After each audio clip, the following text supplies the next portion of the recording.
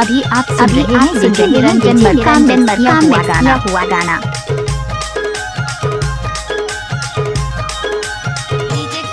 Niranjan Markam.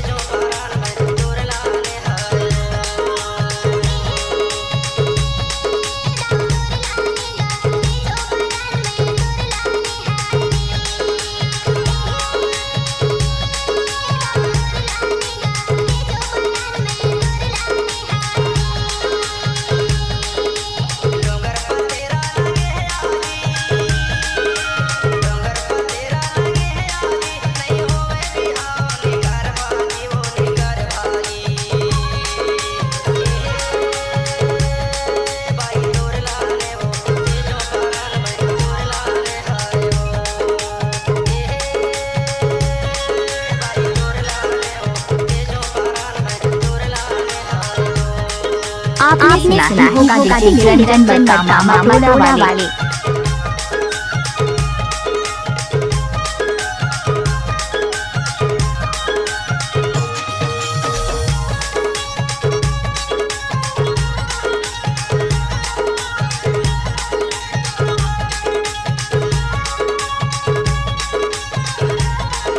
DJ Niranjan Markam.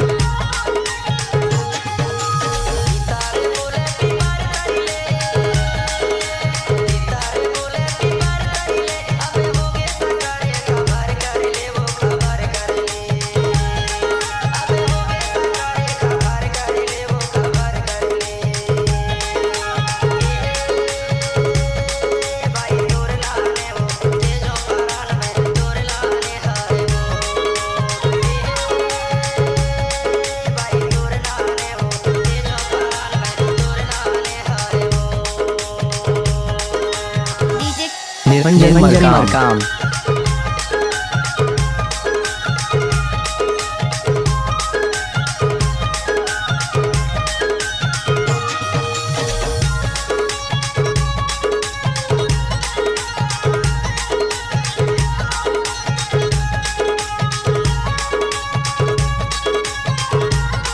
अभी आप सुन रहे हैं निरंजन मरकाम में किया हुआ गाना।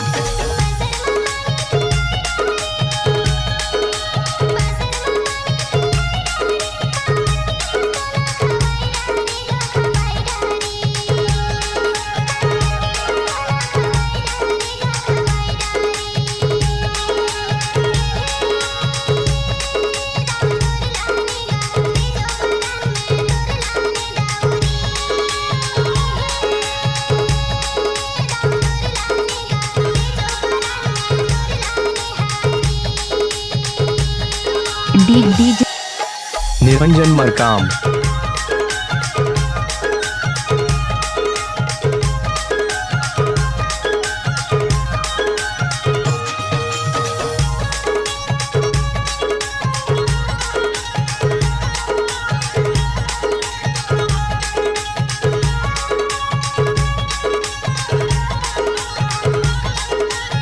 आपने सुना होगा निरंजन मरकाम मामा वाले।